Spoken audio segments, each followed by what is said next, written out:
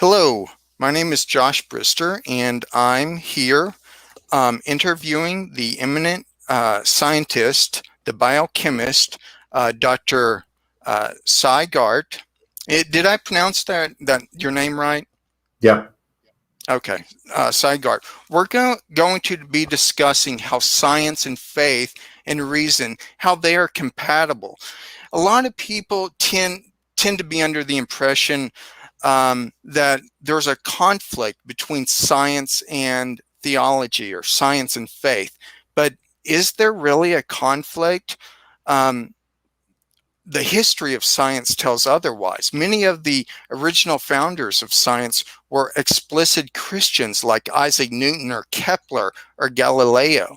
And there's a lot of scientists today that are Christian also. And one of them is Cy Garte. And that's what I wanted to talk to you about. Dr. Garte, is there a conflict or a compatibility between science and faith? Well, I don't believe there's any conflict, and the conflict thesis or the conflict idea was invented at the end of the 19th century in a couple of books that came out, two different books that came out. One of them is called The Warfare Between Science and Christianity, something like that. I don't remember the titles. And ever since then, many atheists began saying that science supports atheism, which has never been true. And as you said, a great number of scientists throughout history have been Christians, and not just church-going Christians, but really devout Christians. That includes Louis Pasteur and Alexander Fleming. Oh my goodness, there's so many. Lord Kelvin. Pretty much everyone in the early, even Darwin was Christian for a while, and many of his original followers were Christian. Wallace was a Christian. Alfred Wallace, who co-discovered evolution. Asa Gray was a Christian. And if we look, as you said, if we look in this century, there are a large number of Christians, scientists, and some of them quite eminent. I'm not among the eminent group, but people like Francis Collins, who heads the NIH, and Jennifer Wiseman, who is a astronomer at NASA, has made many discoveries. Bill Phillips, Nobel Prize winner in physics. These three people I happen to know, but there are many, many others who I either don't know or know of.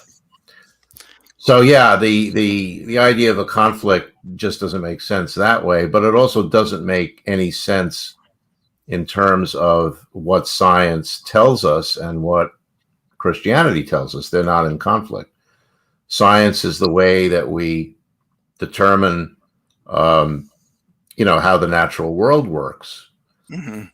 It doesn't tell us why anything happens. It often doesn't even tell us how things began. And it's not supposed to. And what always gets me somewhat frustrated is when I read this very popular atheist meme that says, science has always provided the correct explanation, and then they always use thunder and lightning for some reason. Yeah.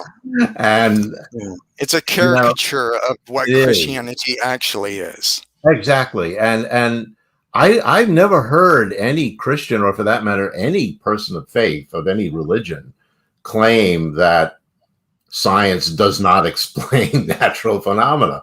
I mean, of course it does, but it doesn't. There's so much it does not tell us, and for some of those things, we get the answers from faith. So there's no conflict. They're separate.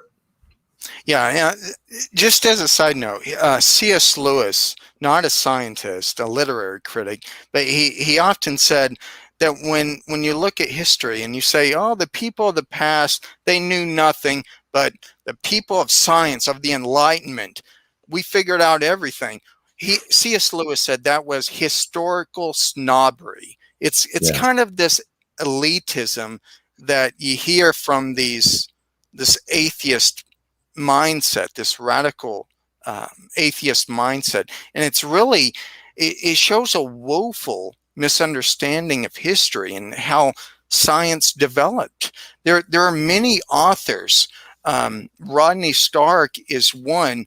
I'm not sure of this book, but the name of the book is Galileo Goes to Jail and Other Myths About Science and Religion, right here by Ronald Numbers. And it shows that there is no conflict. A lot of this was myths that, like you said, Dr. Garte, that were made up at the end of the 19th century. And one book that you were referring to was written in 1896. It was by someone named Andrew Dixon White, Right. and his book was called A History of the Warfare of Science and Theology in Christendom. A really explicit, graphic title, a warfare thesis.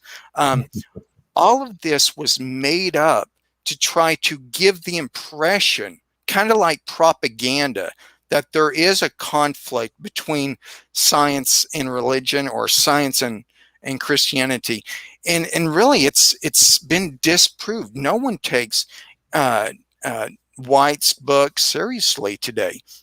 There are all throughout history, there have been a lot of people that were both religious and usually Christian monotheists that adhered to the scientific method, and you named a lot of them. So thank you for that. There's a number of Christian institutions, by the way. Are you familiar with any of the Christian publications or societies that are dealing with the integration of science and Christian thought? Yeah, I'm a fellow of the American Scientific Affiliation, which is a large organization, has about 3,000 or 4,000 members in the U.S. and also in Canada. And these are all PhD scientists who are, affirm Jesus Christ as Lord and Savior.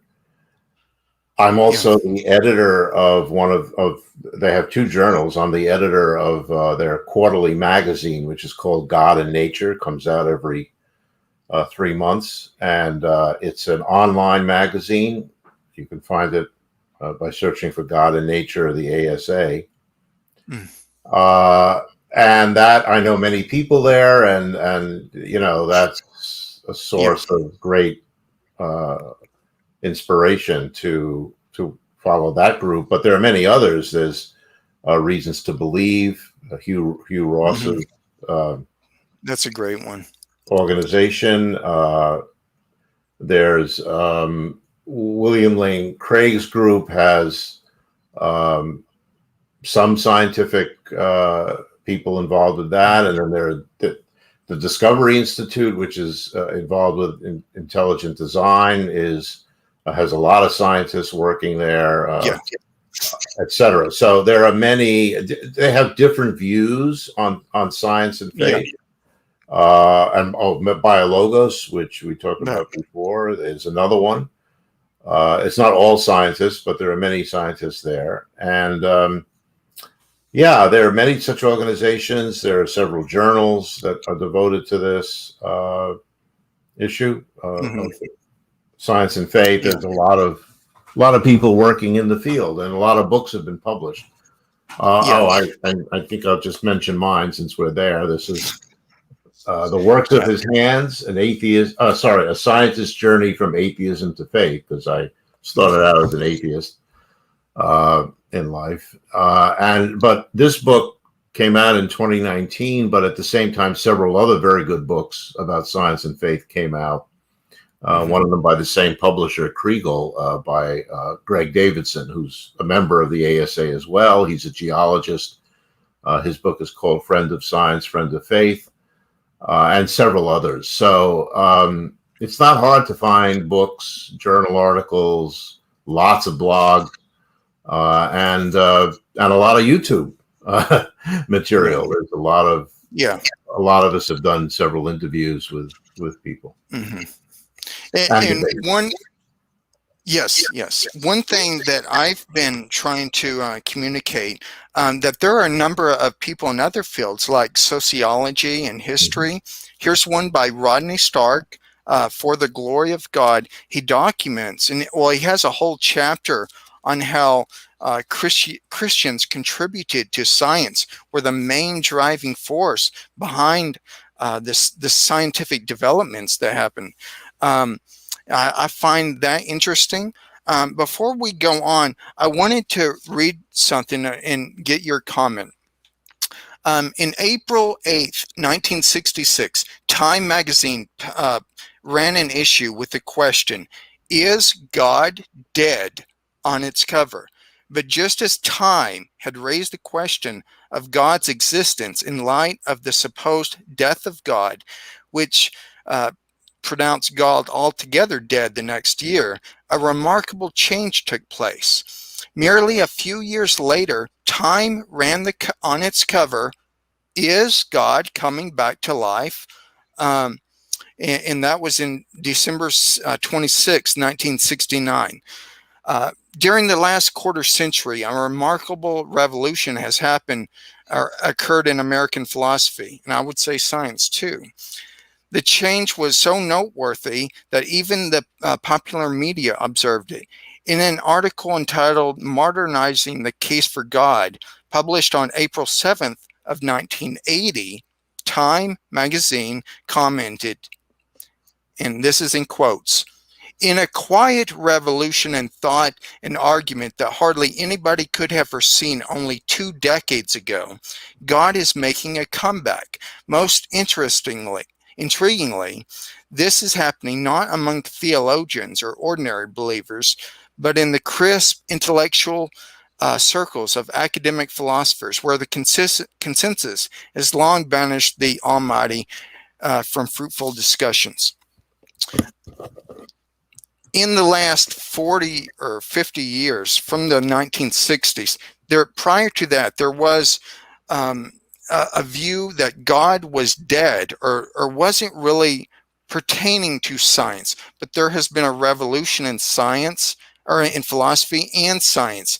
And I think you've already mentioned a number of these scientists, like Francis Collins of Biologos, with the DNA code, that that are really showing that Christian theism has really something to say about the compatibility of science and faith. Right. Do you have anything else to say about that? Well, I was alive It's at that time. I was around in 1966. I was a strong atheist, so I was very happy to see that God was dead. I never believed there was a God, so it made sense to me. What happened then was a movement among actually young people, students, called the Jesus movement, and some of us called them Jesus freaks at the time, and they called themselves that too. And this was a sort of a mini revival. It's not well known these days, but a lot of boomers like me participated in that and came to Christ. And that was why Time kind of changed its mind, because it looked like there was this revival going on. Now, what really has happened much more recently, even more recently than 1980, is the rise of new atheism. And because I think it's true that at least in this country and in many other parts of the world, Christianity was making a comeback, and then the new atheists arose, and they didn't really have any new arguments or new ideas, but what they had was a new approach, and that was to be very aggressive. Before that, atheists didn't really engage with Christians; they just let them alone. That's what I did when I was an atheist. I never had a debate. I didn't care. But Richard Dawkins and Sam Harris and Hitchens and and Dennett, the original four, and then later several others, had a very different approach. They decided religion, Christianity in particular, was not only wrong but evil, and they had to fight it. Yeah. And Dawkins would give speeches saying, don't worry about how people feel, just attack them for their stupidity and their ignorance. Yeah. Now, this was in the early 2000s, and it's still alive. It's still going today. There are new people doing it. There are several, there's this terrible channel actually based in Texas, Matt Dillahunty's, what's it called? Atheist Experience, which is basically a Jerry Springer of atheism, where he tries to get people on that he can make fun of and get an audience. There are some new atheists who are not like that. And I've had very interesting discussions with them, also online. But there are a few who are just following in this idea of attack, and they try to use science as their main weapon. And the interesting part is that almost none of them are actually scientists. There's a few. Lawrence Krauss is a physicist, and there's a couple. Jerry Coyne is a biologist, but there aren't that many. Most of these atheists are just people who think that science is something that it isn't, and that they can use science as a club to attack Christianity. And so that's where I come in, because I am a scientist. I have lots of credentials, which I won't bore everybody with. But, the credentials are not attackable.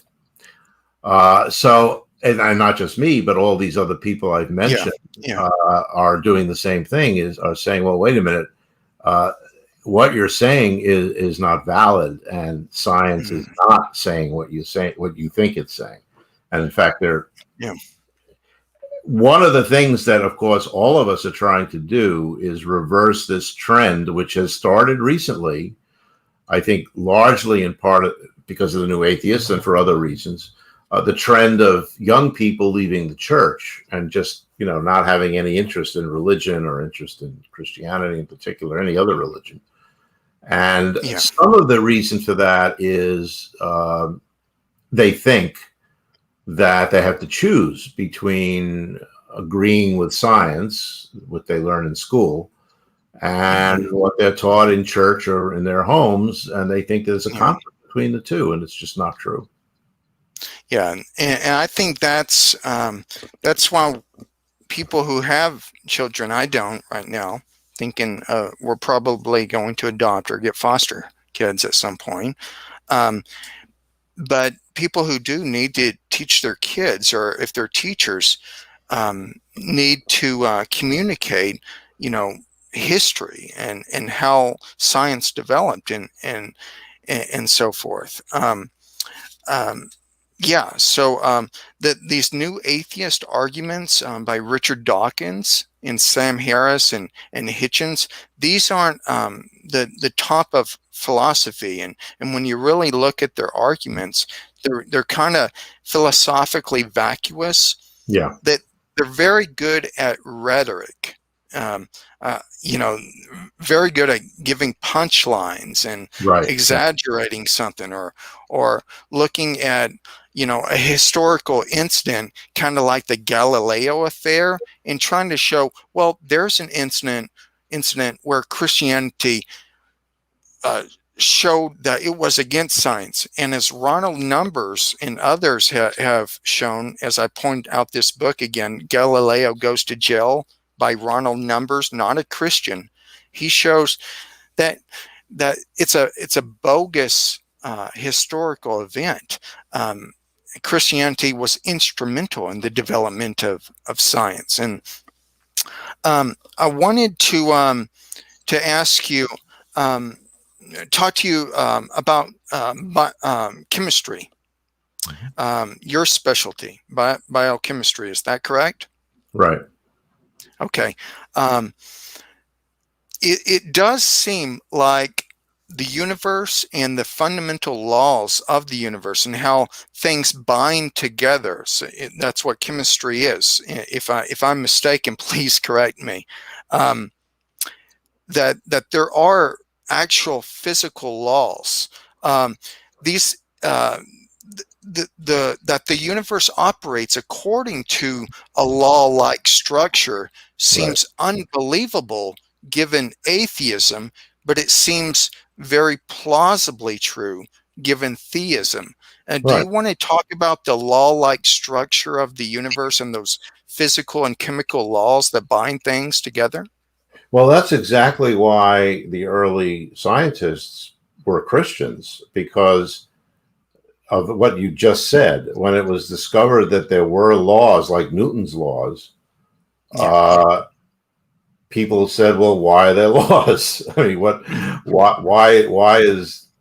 do these laws apply everywhere to everything?" And a good answer was, "Well, that was from God. God created the heavens and the earth, and with His creation came the laws of nature, which are followed everywhere." It Now, seems like it also implies a lawgiver, because whenever there's laws, we automatically and reasonably and intuitively in our within our epistemic rights to hold this, that whenever there's laws that we see in our ordinary lives, there's someone who gave those laws. So if something acts according to predictable regularities, that it seems to imply a lawgiver, a rational lawgiver, much similar to the logos. Right. Correct. Do you think it is really inexplicable that those laws would just happen to function the way that they do given atheism? It seems to me that if atheism is true, there would be no laws. There would be chaos. But the fact that there is order and regularity and binding laws that hold things together and that make possible the eventual evolution of life and the development of evolution, it seems to me that's a very good argument for Christianity, for theism. Yeah, I agree. I know that atheists would not agree, but their view there is that the laws of nature just are the way they are for reasons which are not clear. Somehow, when the universe began, gravity, the various forces, electromagnetic forces, emerged from the Big Bang, and those forces acted in certain predictable ways, which were discovered by scientists, and those are called laws of nature. It's just because the way things have to work, but they don't look into why or how did it get there. Yeah. Atheists are not interested in the question of origins. In most cases, they tell, and there is some truth to the fact that science only addresses certain questions. It doesn't address everything. So a scientific question would be how much energy is needed to create a chemical bond between two specific atoms. And then that can be looked into, investigated, and you can do experiments and you can do observations and discover that. It doesn't ask questions like, is there any purpose to this new chemical that's made by the two bonds? Does it have any value? Science doesn't deal with that at all, never has. Yeah. So that's basically what happened, is that whole idea of, we stick to materialism and pure naturalism.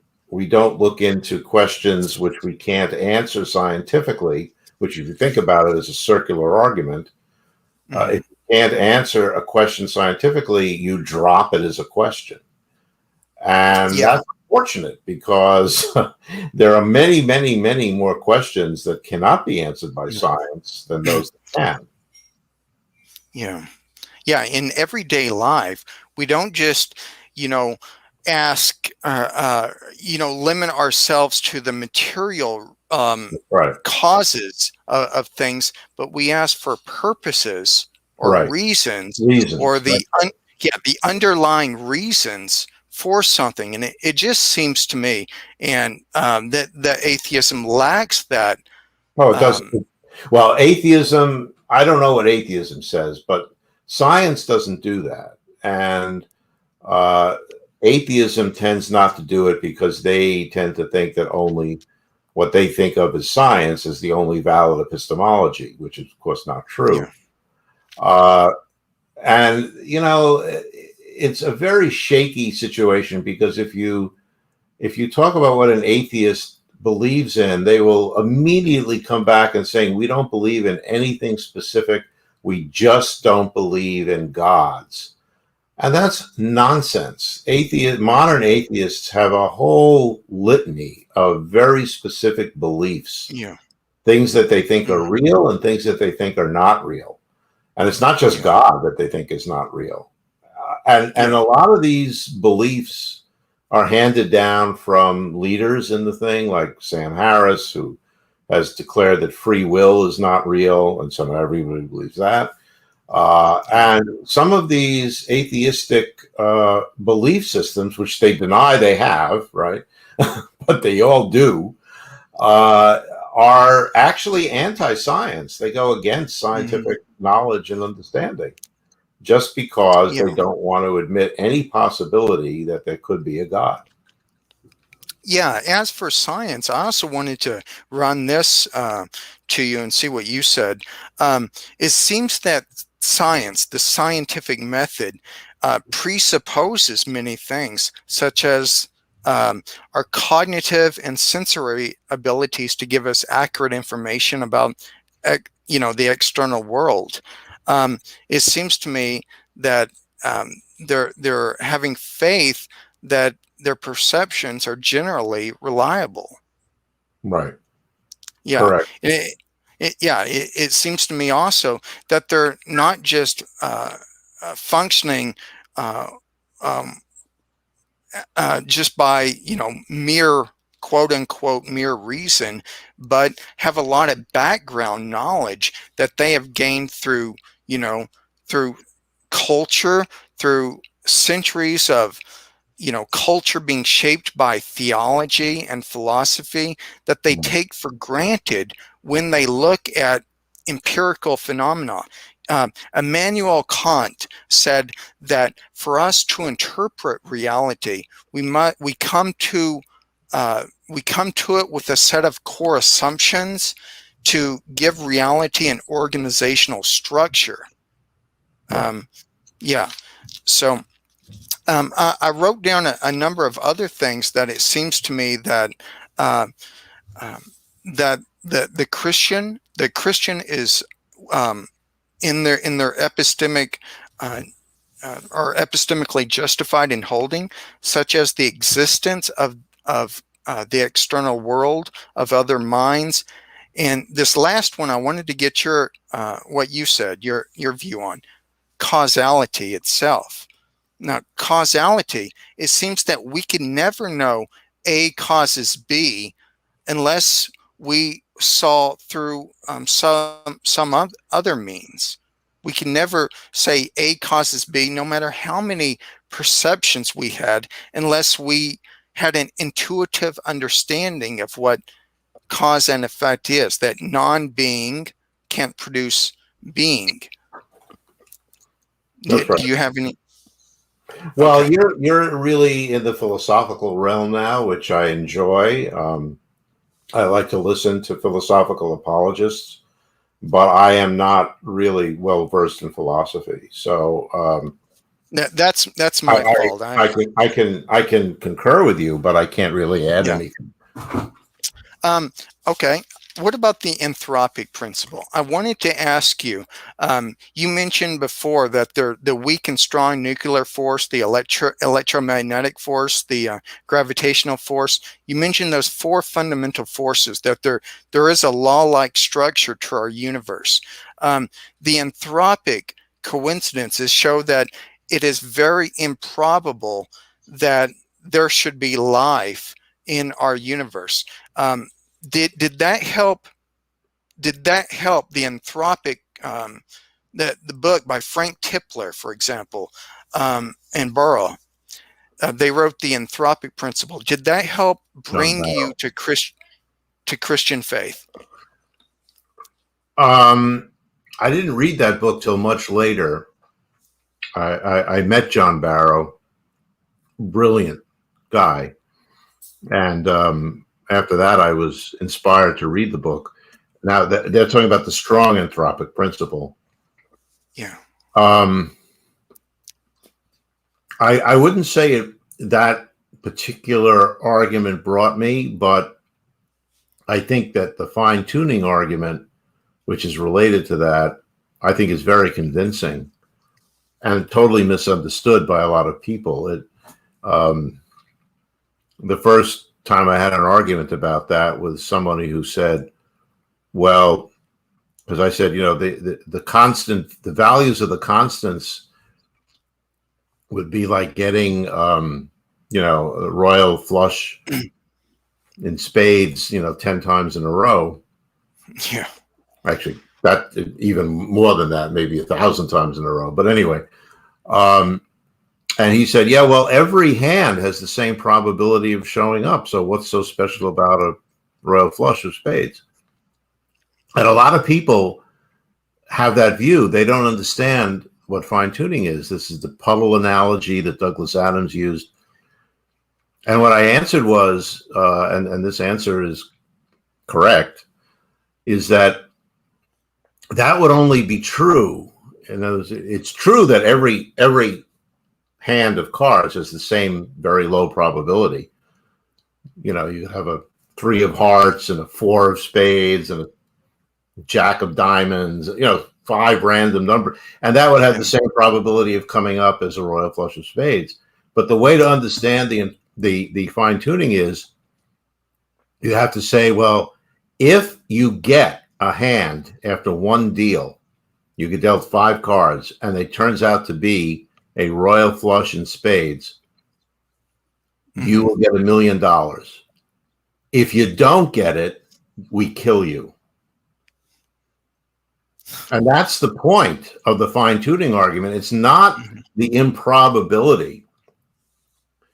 What's the point is that only a very tiny set of constants for the fundamental laws of the universe will allow planets, stars, carbon, life.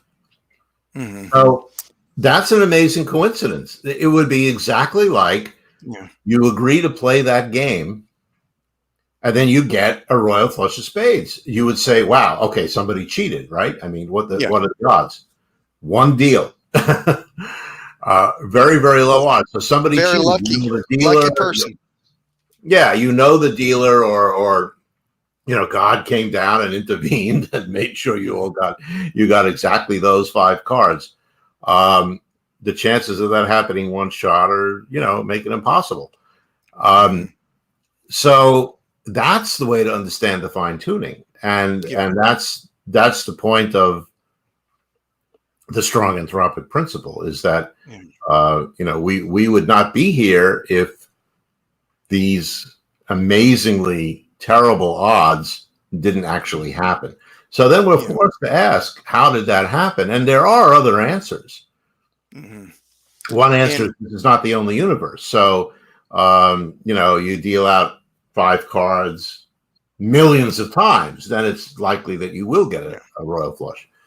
There could be a multiverse. But the problem with that is a multiverse is just about as mystical as the existence of God, because we can never by definition, we can't travel to another universe. If we could go to another universe, it would be part of our universe. Yeah.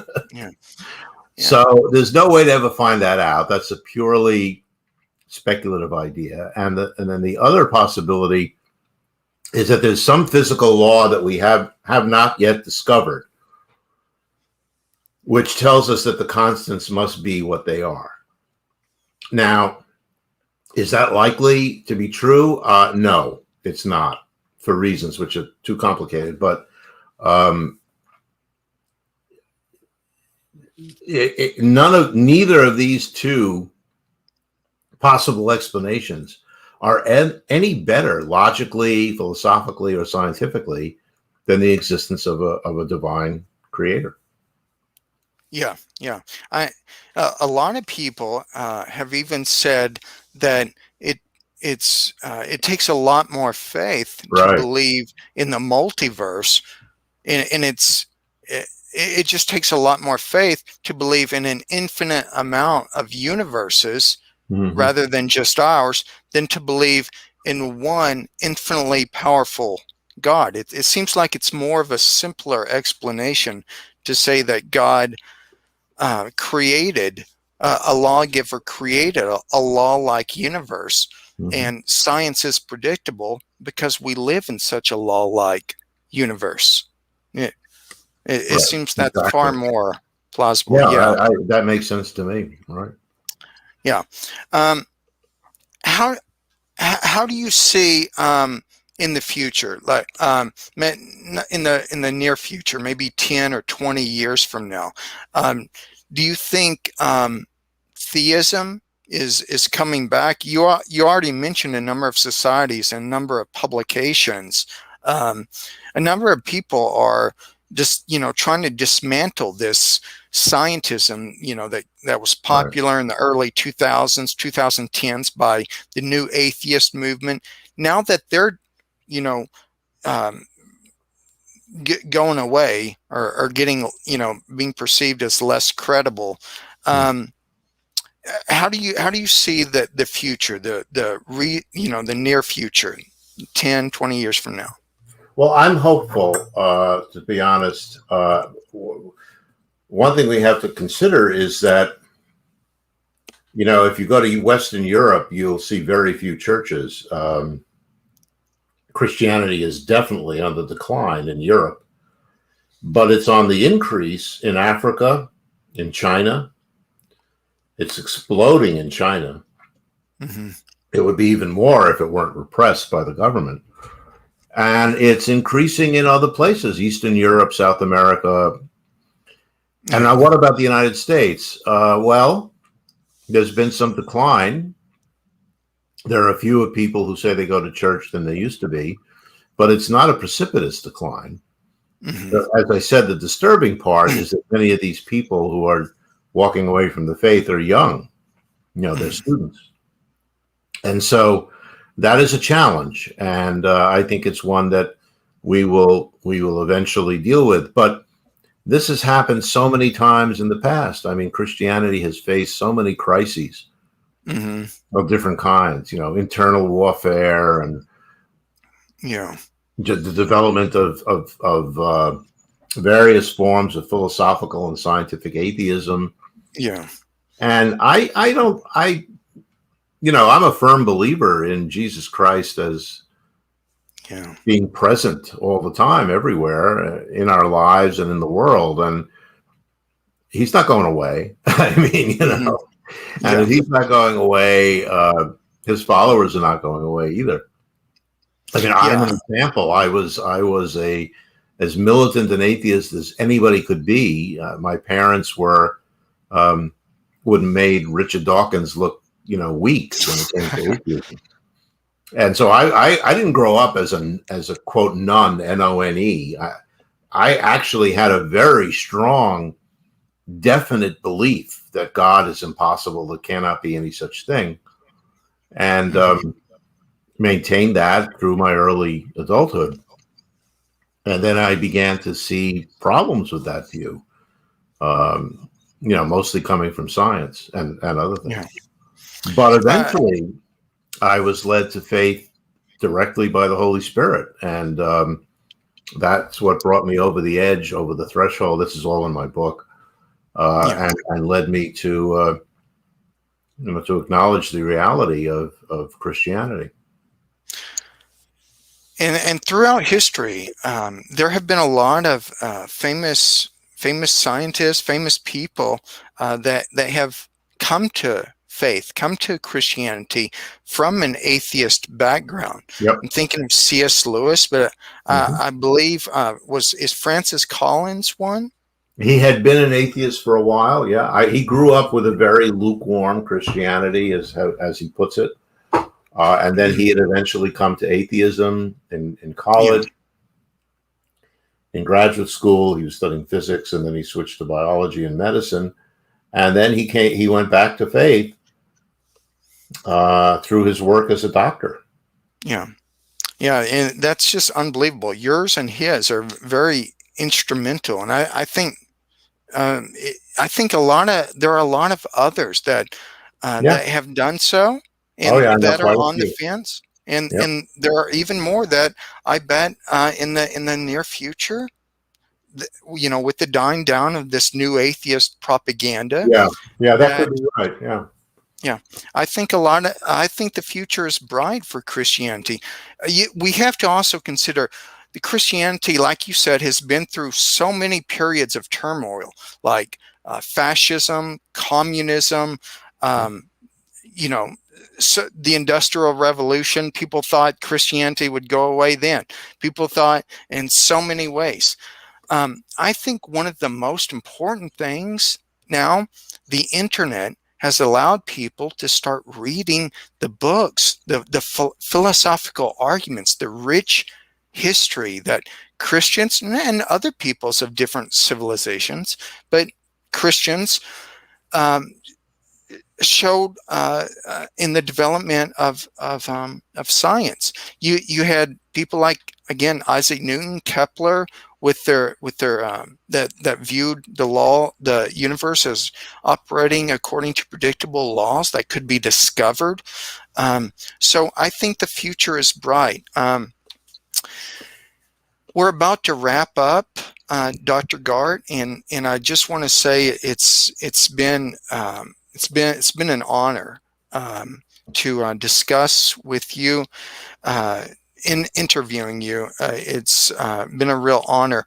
What would you say, just as like a closing comment? And I know we all have to have humility, when we come to science, but also when we decide to follow Jesus, when we decide to give our lives to Christ. And I think that's the most important thing. But how would you say humility could open new doors, new insights to people who are struggling with this supposed conflict between science and Christian faith? What would you say to them if they're on the verge of giving Christianity a good hearing rather than giving it a caricature as the new atheists have done?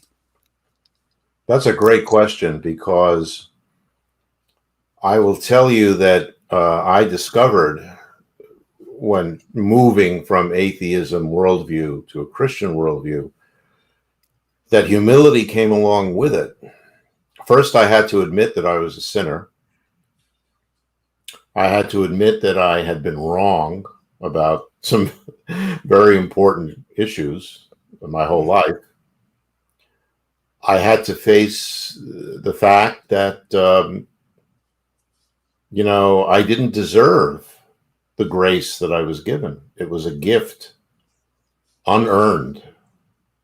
And I felt that very strongly. I felt that despite everything, I came to find that Jesus loved even me, is the way I put it. Yeah. Which was miraculous, but also came along with a big dose of humility. And let me tell you that scientists are not known for the humility. So, although in a way that's not true. I mean, scientists are often very humble in the face, the good scientists, in the face of the realities of the universe and the incredible beauty and majesty and complexity of the world, and especially if you're a biologist, the living world is incredible. So there's humility there, but there's not a great deal of personal humility. And, you just have to listen to Richard Dawkins for 10 minutes and you'll see that. Yeah. Oh, yeah. So I think it's a very good question, and I still struggle with it. I mean, sometimes when I'm praying and I realize that, I'm so incredibly fortunate to have found my path, I get a huge feeling of humility and just gratitude. I mean, if you think about it, you asked earlier on, why did God, make this world and make it good for us? But an even better question is, why does he love us? I mean, and that's where we have to think of, the whole analogy with the Father. I mean, as Jesus said, so many parables about a father and a child, and how would your father not love you as much as this? So, that's something we need to be grateful for. We have our parents, we have other people who love us, but the main thing that we have, which is mysterious, and therefore something we really have to keep in mind and be grateful and humble about, is the incredible love of the Lord God for us as individuals. And that's absolutely, that's it. Thank you very much for this interview. I think a big theme of this interview, and I think of life in general, that we all need, that everybody needs, humility. This world isn't about us. History, maybe we should learn from it. Maybe there are things in history that we could learn from, not just trying to rewrite history in our own image and try to legislate what science is, but science leads to truth, and the truth, beauty, and goodness points to something transcendently true, that God exists. He is the reason why anything exists at all. Thank you so much, Dr. Garte. I do appreciate it. I hope to have you on again sometime. Anyway, this has been great, and thank you so much again. Have a great night, everybody. Bye-bye.